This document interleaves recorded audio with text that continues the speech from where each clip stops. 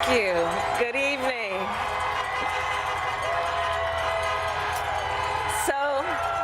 Thank you. Good evening. So, Congressman John Lewis, before his passing, wrote, "Democracy is not a state, it is an act." And what he meant was that America's democracy is not guaranteed. It is only as strong as our willingness to fight for it.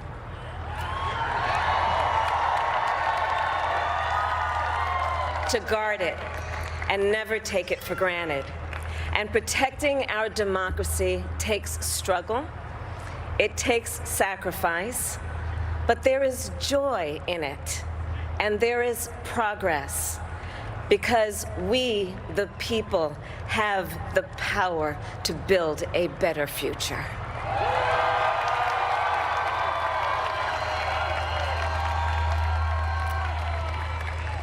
And when our very democracy was on the ballot in this election, with the very soul of America at stake, and the world watching, you ushered in a new day for America.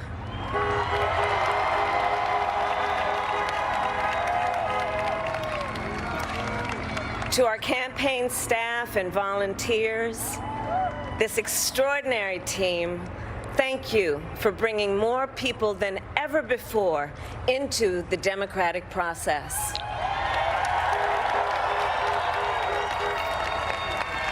For making this victory possible. To the poll workers and election officials across our country who have worked tirelessly to make sure every vote is counted, our nation owes you a debt of gratitude.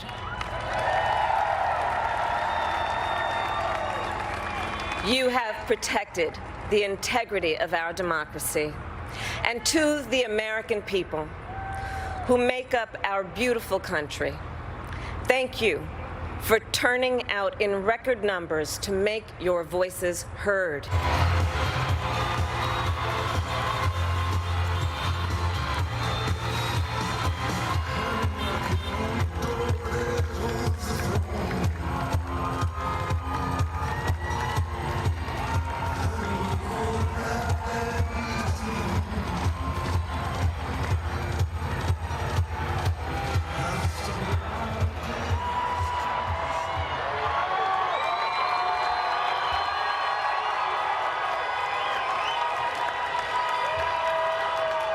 Hello, my fellow Americans,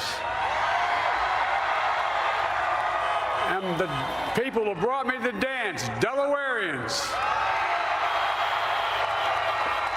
I see my buddy Senator Tom Carper down there, and I think Senator Coons is there, and I think the governor's around. Is that Ruth Ann? And that former Governor Ruth Ann Minner. Most importantly, my sisters-in-law and my sister Valerie. Anyway. Folks, the people of this nation have spoken. They've delivered us a clear victory, a convincing victory, a victory for we the people. We've won with the most votes ever cast on a presidential ticket in the history of the nation. 74 million.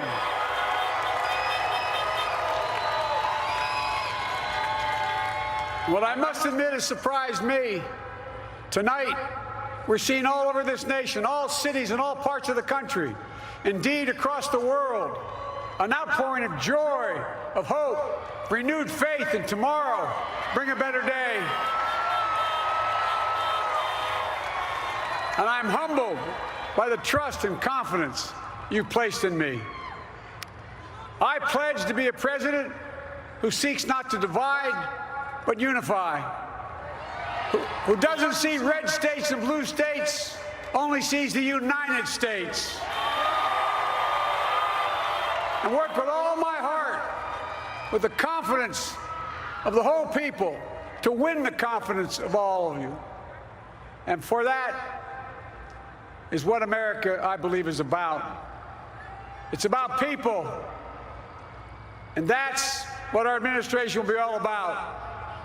I sought this office to restore the soul of America, to rebuild the backbone of this nation, the middle class, and to make America respected around the world again. And to unite us here at home. It's the honor of my lifetime that so many millions of Americans have voted for that vision. And now, the work of making that vision is real. It's a task, the task of our time.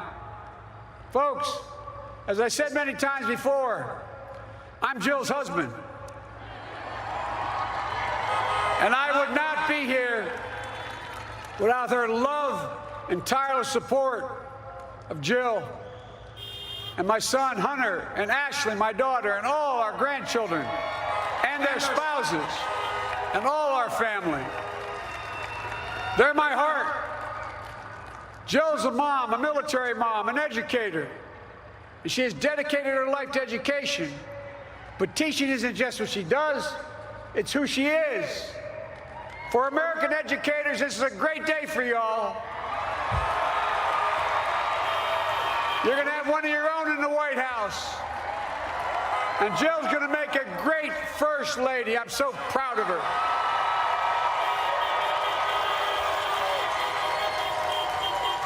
And I'll have the honor of serving with the fantastic Vice President who you just heard from, Kamala Harris, who makes history as the first woman, first black woman, the first woman from South Asian descent, the first daughter of an immigrant ever elected in this country. Don't tell me it's not possible in the United States. It's long overdue. And we're reminded tonight of those who fought so hard for so many years to make this happen. But once again, America's bent the arc of the moral universe more toward justice. Kamala, Doug, like it or not, your family, you become an honorary Biden. There's no way out. To all those of you who volunteered and worked the polls in the middle of this pandemic, local elected officials, you deserve a special thanks from the entire nation. And to my campaign team and all the volunteers and all who gave so much of themselves to make this moment possible, I owe you. I owe you. I owe you everything. JFK in 1960 pledging a new frontier. And 12 years ago, when Barack Obama made history, he told us, yes, we can. Well, folks, we stand at an inflection point. We have an opportunity to defeat despair, to build a nation of prosperity and purpose. We can do it. I know we can. I've long talked about the battle for the soul of America. We must restore the soul of America. Our nation is shaped by the constant battle between our better angels and our darkest impulses. And what presidents say in this battle matters. It's time for our better angels to prevail. Tonight, the whole world is watching America. And I believe at our best, America is a beacon for the globe. We will lead not only by the example of our power, but by the power of our example. I've always believed, many of you heard me say it, I've always believed we can define America in one word: possibilities. That, in America, everyone should be given an opportunity to go as far as their dreams and God-given ability will take them. You see, I believe in the possibilities of this country. We're always looking ahead to an America that's freer and more just, ahead to an America that creates jobs with dignity and respect, ahead of America that cures diseases like cancer and Alzheimer's, ahead to an America that never leaves anyone behind. a head of America that never gives up, never gives in. This is a great nation. It's always been a bad bet to bet against America. We're a good people. This is the United States of America, and there's never been anything we've been not able to do when we've done it together. Folks, in the last days of the campaign, I began thinking about a hymn that means a lot to me and my family, particularly my deceased son, Bo. It captures the faith that sustains me and which I believe sustains America. And I hope it can provide some comfort and solace to 230,000 Americans who've lost a loved one to this terrible virus this year. My heart goes out to each and every one of you. Hopefully this hymn gives you solace as well. And it goes like this. And he will raise you up on eagle's wings, bear you on the breath of dawn, and make you to shine like the sun, and hold you in the palm of his hand.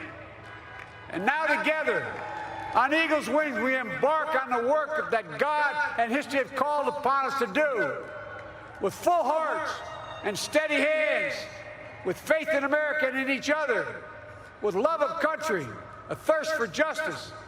Let us be the nation that we know we can be, a nation united, a nation strengthened, a nation healed, the United States of America. Ladies and gentlemen, there's never been anything we've tried we've not been able to do. So remember, as our grandpapa used to say when I walked out of his home when I was a kid up in Scranton, he said, "Joey, keep the faith." And our grandmother, when she was alive, she yelled, "No, Joey, spread it. Spread the faith. God love you all. May God bless America, and may God protect our troops."